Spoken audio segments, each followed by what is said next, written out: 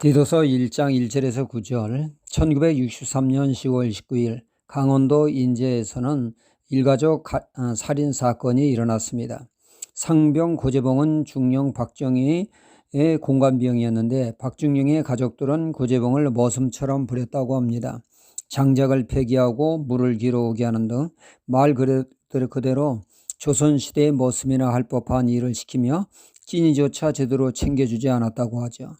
어느 날 고재봉이 박중령이 관사에서 일을 끝내고 나오다가 부엌에 고기 한 근이 신문에 쌓여 있는 것을 보고 훔쳐들고 나왔는데 이것이 가정부에게 발각이 되었습니다.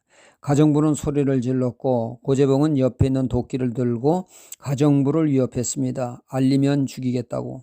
그러나 가정부는 이 사실을 박중령에게 알렸고 그로 인해 고재봉은 육군 교도소에서 징역 7개월을 살게 되었습니다.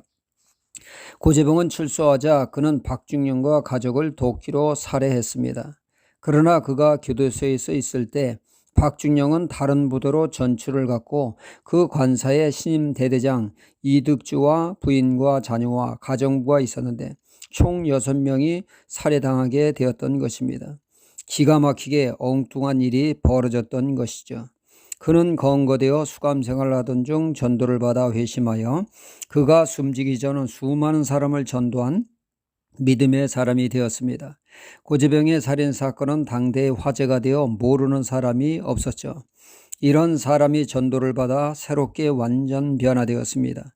새 사람이 되었으며 영혼을 구원하는 위대한 전도자가 되었습니다.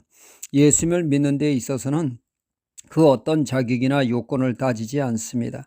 아무리 흉악한 살인범일지라도 예수님은 믿을 수가 있습니다. 복음은 모든 이들에게 열려 있습니다. 하지만 하나님의 일을 하는 직분자에게는 일정한 자격을 갖춰야 가능합니다. 아무나 될 수가 없죠. 사도행전 6장에 보면 예루살렘 교회가 부흥하여 성도의 수가 늘어나게 되었습니다. 성도 중에는 사회적인 약자인 과부도 상당수 있었습니다. 이들은 교회에서 구제하게 되었습니다. 그들의 필요를 사도들이 시행하는데 사도의 수는 제한적인데 과부는 많아 본의 아니게 구제에 누락되는 일이 발생해서 교회가 시끄럽게 됐습니다. 사랑을 외치는 교회가 누구는 주고 누구는 안 주고 사람을 차별해도 되느냐 하며 교회가 시험에 들게 되었습니다. 다시는 이런 일이 없도록 사도들은 구제를 전담으로 하는 집사를 세우게 됩니다.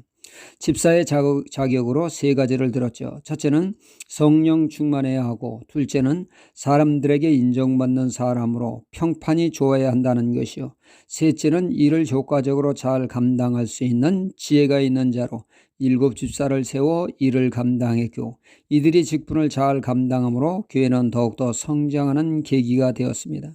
그런가 하면 오늘 말씀 장로님을 세우는데 자격을 상세히 열거하고 있습니다. 여기서 장로 혹은 감독은 오늘날의 목회자와 장로님을 가르치는 것으로 6절에서 9절에 그 자격 요건을 말하기를 책망할 것이 없고 한 아내의 남편이며 방탕하다 하는 비방이나 불순종하는 일이 없는 믿는 자녀를 둔 자라야 할지라.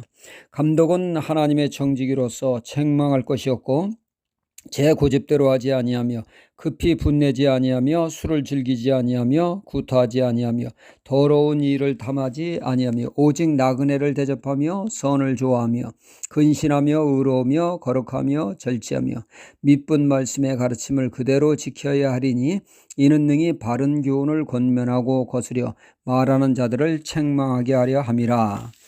오늘 말씀에 본인의 신앙은 물론 가족까지 그 자격이 까다롭기가 그지없습니다.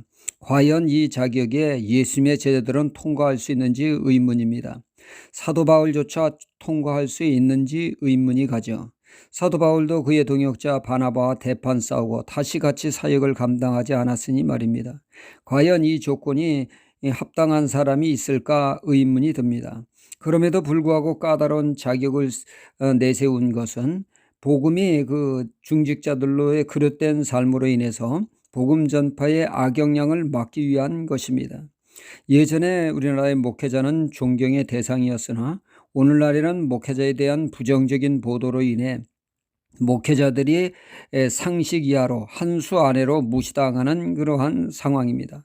오늘날의 불신자와 그리스도인의 차이가 나지 않는다고 합니다. 교회 다니는 것 외에는 말고 말이죠. 우리는 다시금 그리스도인다운 삶을 회복하여 우리를 통하여 복음이 증명되며 빛과 소금의 사명을 감당할 수 있도록 신앙 인격이 성령님을 통하여 새로워지도록 힘쓰는 그러한 신앙이 되어 하나님께 영광 돌려야겠습니다. 할렐루야.